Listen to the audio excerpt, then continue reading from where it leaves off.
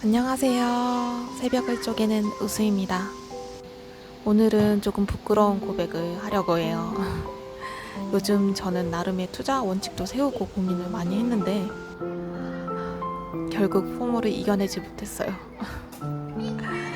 근데 지금은 그게 꼭 나쁜 것만은 아니었다는 생각도 들어요. 오늘은 그 이야기를 해볼게요.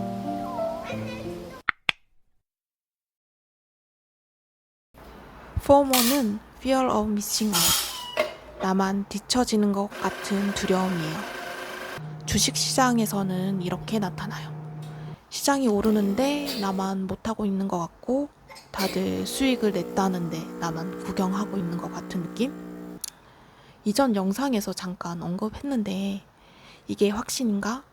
아니면 그냥 포모인가? 그 질문을 오늘 제대로 다뤄볼게요.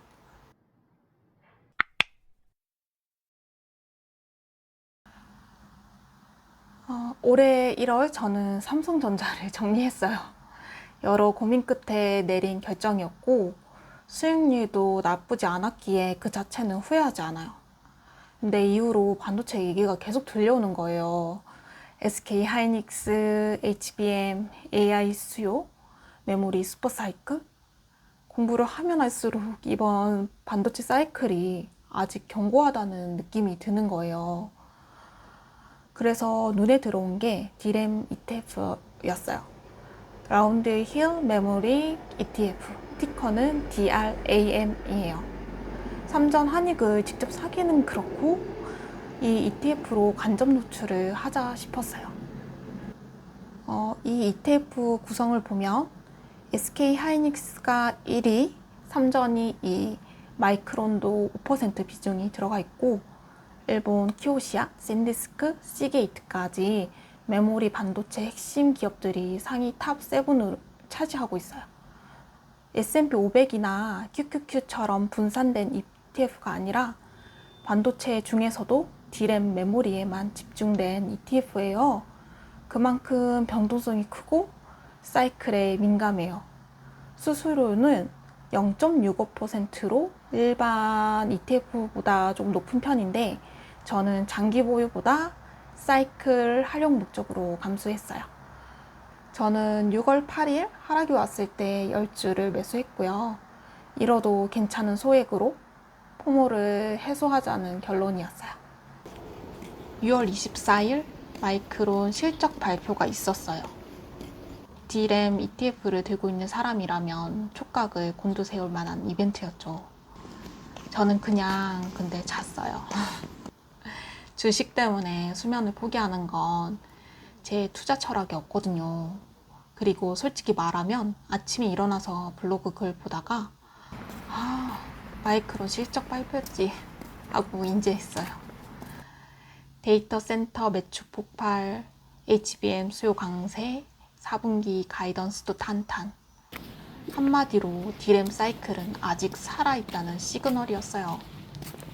마이크론 실적 발표 후 하룻밤 사이 약 12%까지 급등하면서 한때 수익률 약 36%까지 갔었는데요. 지금은 다시 19% 정도로 내려온 상태예요. 이게 바로 변동성이 크다고 했잖아요. 그래도 아직 수익 구간이라 기분은 꽤 좋습니다.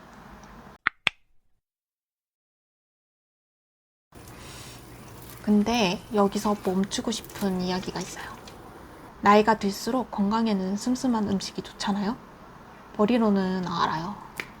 근데 슴슴한 음식만 먹다 보면 가끔 자극적인 게 당기잖아요? 투자도 똑같더라고요. 지수 투자, 배당주, 변동이 크지 않고 심심하지만 건강에 유익한 투자인 거 알아요. 근데 상승장이 오면 자극적인 게 당기는 거예요. 문제는 여기서 시작돼요. 숏폼을 많이 보면 긴 영상이 지루해지잖아요. 자극적인 음식을 자주 먹으면 슴슴한 음식이 맛없어지고요. 내가 반복적인 즉각 보상에 익숙해지면 긴 시간 기다려야 하는 것에서 만족감을 느끼기 어려워진대요. 더 큰 자극을 요구하게 되는 거죠. 투자도 마찬가지예요. 변동성이 큰 주식에 자꾸 올라타다 보면 지수 투자가 지루하게 느껴지고 더 자극적인 걸 찾게 되는 거예요. 삼성전자, 하이닉스, 레버리지 상품이 나온 것처럼 더 강한 자극을 찾게 되고 약간의 자극엔 만족을 못하는 상태가 되는 거죠. 이 생각을 하다가 마침 세이노의 가르침을 읽으며 이 구절을 마주쳤어요. 인생은 자전거와 같다. 뒷바퀴를 돌리는 건 당신의 발이지만 앞바퀴를 돌려 방향을 잡는 건 당신의 손이며 눈이고 의지이며 정신이다. 당신의 발이 생활이라는 이름으로 당신을 움직여주지만 정작 당신의 손은 호주머니 속에 깊이 박혀 있을지도 모른다.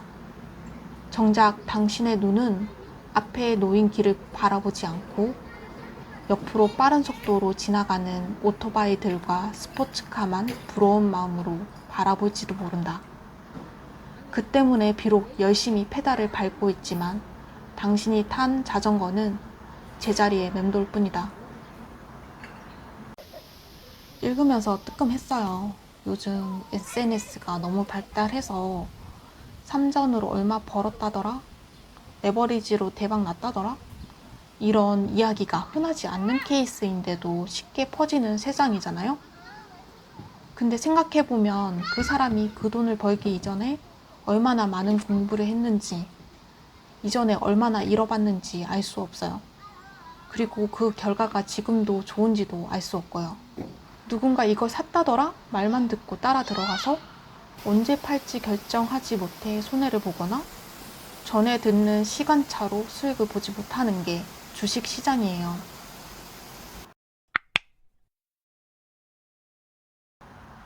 포모 자체가 나쁜 게 아니에요. 공부 없이 옆 사람 오토바이만 보다가 내 자전거 방향을 잃는 게 문제인 거죠. 소액으로 설계하되 내가 공부한 것만. 그게 이번에 얻은 교훈이에요. 결국 포모로 괴로워하기보다 그 종목에 대한 공부가 뒷받침되어야 언제 들어갈지 언제 팔지 결정할 수 있어요. 손과 눈이 옆 사람을 따라가는 게 아니라 내가 직접 방향을 잡아가는 것. 그게 자전거를 제대로 타는 법이라고 생각해요. 제가 세운 포모 3원칙인데요. 잃어버려도 괜찮은 소액만, 밤에는 무조건 잔다. 수익률의 짜릿함이 다음 포모의 씨앗임을 기억한다. 그리고 메인은 절대 흔들리지 않아요. 지수 투자, 배당주, 심심하지만 몸에 좋은 것들이잖아요. 그래서 절세 계좌는 이전 영상에서 보여드린 대로 계속 자동 매수로 쌓아가려 합니다.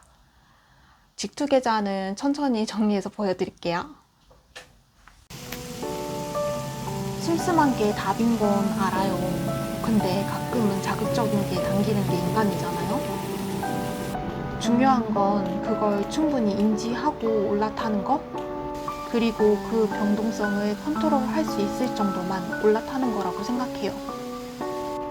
다음 영상에서는 그럼 왜 슴슴한 투자가 진짜 답인지, 워렌 버핏은 왜 코카콜라를 30년째 안 파는지를 얘기해 볼게요.